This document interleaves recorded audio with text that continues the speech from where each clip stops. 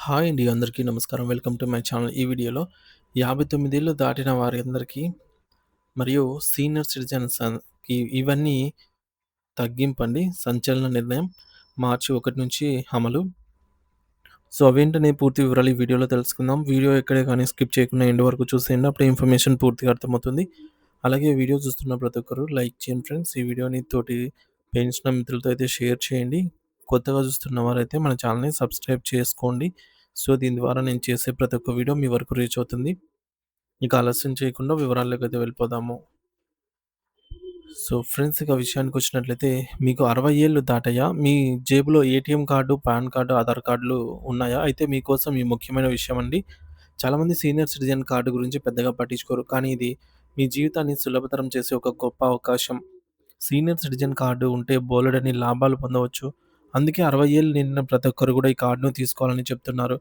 మరి ఎలా పొందాలి అంటే ఈ కార్డ్ కోసం మీరు చేయవలసిందల్లా ఒక దరఖాస్తు పెట్టుకోవడమే. ఆంధ్రప్రదేశ్ మరియు తెలంగాణలో ఈ కార్డ్‌ను ఉచితంగానే మనం పొందవచ్చు. సీనియర్ సిటిజన్ కార్డ్‌తో ఉపయోగాలేంటనేది ఇప్పుడు చూద్దాము. దేశవ్యాప్తంగా సేవలను నిరాటంకంగా అయితే పొందవచ్చు ఈ కార్డ్ వల్ల. అంటే ఇది మనకు స్టేట్ వైస్ గాదు, నేషనల్ వైజు ఉపయోగపడుతుందనమాట. యూజ్ చేసుకోవచ్చు.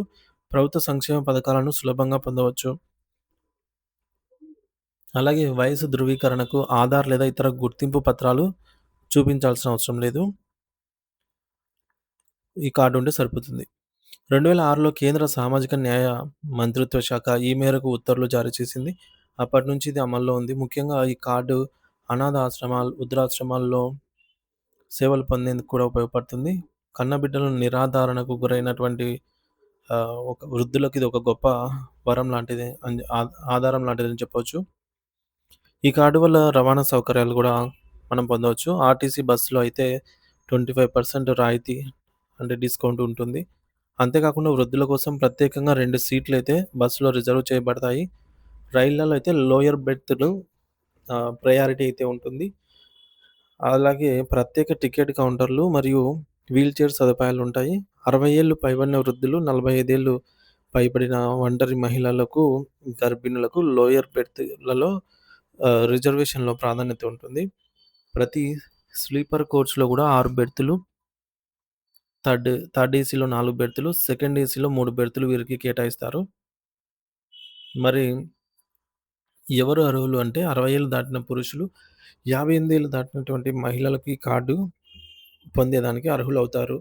మరి ఎక్కడ దరఖాస్తు చేసుకోవాలి అంటే గ్రామ వార్డు సచివాలయాల్లో లేదా జిల్లా దివ్యాంగులు, వయోవృద్ధుల సంక్షేమ సహాయ సంచాలకుల కార్యాలయంలో అయితే దరఖాస్తు చేసుకోవచ్చు.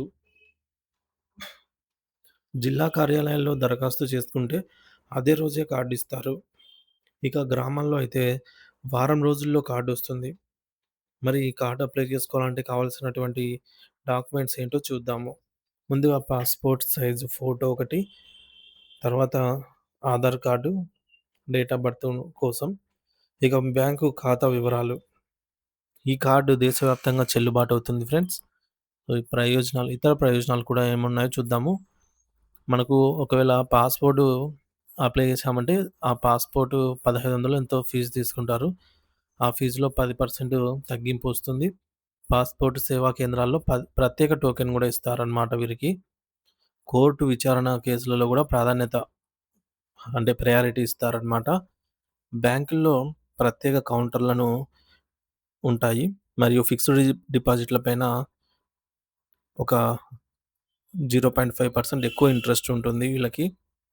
కొన్ని బ్యాంకుల్లో సీనియర్ సిటిజన్ సేవింగ్స్ స్కీమ్‌లో 80 ఏళ్లు పైబడిన వారికి 8.5% అత్యధిక వడ్డీ రేట్ అయితే ఇస్తున్నారు. కొన్ని ప్రైవేట్ బ్యాంకుల్లో డెబిట్ కార్డుపై ఫీజు మినహాయింపు కూడా ఉంటుంది. ఇంటి వద్దకే బ్యాంకింగ్ సేవలు కొన్ని బ్యాంకుల్లో అయితే. సో, ఈ కార్డ్ వల్ల ఇన్ని బెనిఫిట్స్ అయితే ఉంటాయి. మనము వెళ్ళలేని పరిస్థితుల్లో ఇంటి వద్దకే బ్యాంకింగ్ సేవలను కూడా మనము ఈ విధంగా అయితే ఆహ్, వాళ్ళని పిలిపించుకొని మనకు కావాల్సినటువంటి బ్యాంకింగ్ వెళ్ళలేని వారైతే అక్కడే చేసుకోవచ్చనమాట ఇంట్లోనే. ఇకపోతే డెబిట్ కార్డ్‌లలో కూడా ఫీజు మినహాయింపు ఉంటుంది. ఇక పన్ను మినహాయింపు.